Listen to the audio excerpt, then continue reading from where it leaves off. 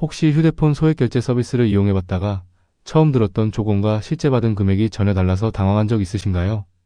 돈이 급하게 필요해서 절차를 서둘러 진행했는데 예상하지 못한 추가 비용이 발생하거나 업체 쪽에서 연락이 뜸해지는 상황이라면 누구나 불안감을 느끼게 마련입니다. 이럴 때 자연스럽게 혹시 사기 아니야? 라는 의심이 들 수밖에 없죠. 오늘은 바로 이런 문제 상황에 처했을 때 당황하지 않고 확실하게 대응할 수 있는 구체적인 점검 단계와 대처법을 상세히 알려드릴게요. 먼저 우리가 맞닥뜨린 문제는 분명합니다. 상담 때 안내받은 내용과 실제로 돈이 들어온 금액, 그리고 예상치 못한 수수료나 설명 없는 추가 비용 등이 맞지 않는다는 점이죠. 혹시 잘못된 건지, 단순한 수수료 문제인지, 아니면 명백히 사기인지 헷갈릴 수 있습니다. 이럴 때는 우선 감정적으로 반응하기보다는 체계적으로 현 상황을 기록하고 대비해야 나중에 불필요한 분쟁을 줄일 수 있습니다. 실제로 이런 사기 의심 상황에서는 어떤 점을 첫 단계로 해야 할까요? 가장 중요한 건 비교 가능한 사실 기록입니다. 상담 중에 들었던 설명, 약속된 조건, 송금될 예정이었던 금액, 실제 입금 액수, 발생한 비용과 수수료. 이 모든 것을 머릿속에만 기억해두면 나중에 논쟁이 길어질 수 있습니다. 문서 또는 화면 캡처, 문자나 메신저 내역, 통화 시간과 주요 대화 내용 등을 정리해서 증거로 남기는 것이 필수입니다. 예를 들어 상담 안내를 메신저로 받았다면 반드시 바로 캡처하고 입금 내역도 화면 캡처로 보관해야 하죠. 통화만 했다면 통화 시간과 통화 내역을 간단히 메모하는 것도 좋습니다.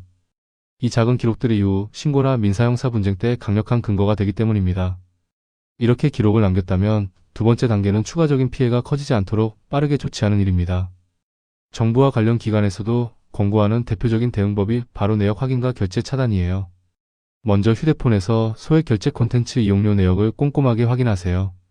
내가 직접 동의한 결제 내역인지 모르는 결제가 끼었는지 하나하나 체크하는 거죠. 만약 수상한 결제나 동의하지 않은 항목이 있다면 즉시 모바일 결제 서비스를 차단하세요.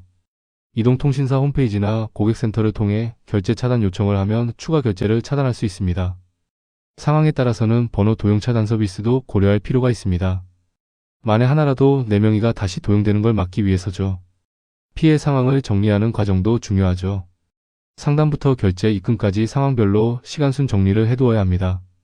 모든 증거 자료를 원본 그대로 보관하고 혹시 모를 법적 분쟁에 대비해 일체의 기록을 누락 없이 챙기는 것이 필요합니다. 여기서 하나 더, 최근 일부 현금화 서비스 홍보에서는 마치 법적 리스크나 사기, 피해 걱정 없다는 식으로 표현하는 경우도 보이는데요. 광고 문구만으론 실제 안전성을 보장받을 수 없습니다.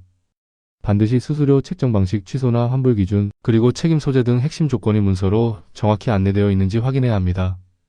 이처럼 사기 의심 상황에서 우리가 취할 수 있는 가장 큰 두 축이 바로 피해, 증거 정리와 피해 확산 차단이라면 다음 단계는 실제로 신고나 분쟁 절차를 시작할지 고민하는 것입니다. 어느 사안이 형사고소사기재 신고로 갈지, 민사손해배상 요청 등로 해결할 수 있을지는 해당 사건의 쟁점에 따라 달라집니다. 예를 들어 처음부터 속이려는 고의가 있었는지, 광고 또는 상담에서 중요한 정보를 숨겼는지, 반복 결제를 강요하는 유도가 있었는지 등이 핵심 포인트입니다. 경찰에 신고하려는 경우라면 단순한 불만 기록이 아니라 상담과 광고 내용을 실제와 어떤 점에서 다르게 안내했는지, 결제 후 어떤 식으로 연락을 회피하거나 피해가 악화되었는지 구체적인 흐름을 시간순으로 준비하는 것이 필요합니다.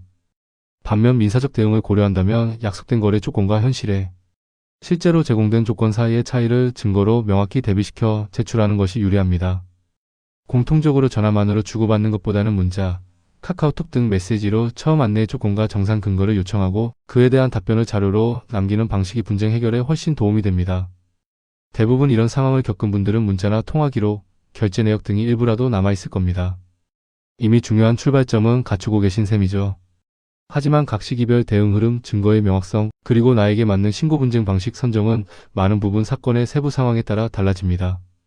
그렇기 때문에 마지막으로는 어떤 방식이 최적인지 법률 전문가와 상담하여 사건에 맞는 절차를 구체적으로 확인해 보는 것이 가장 안전합니다.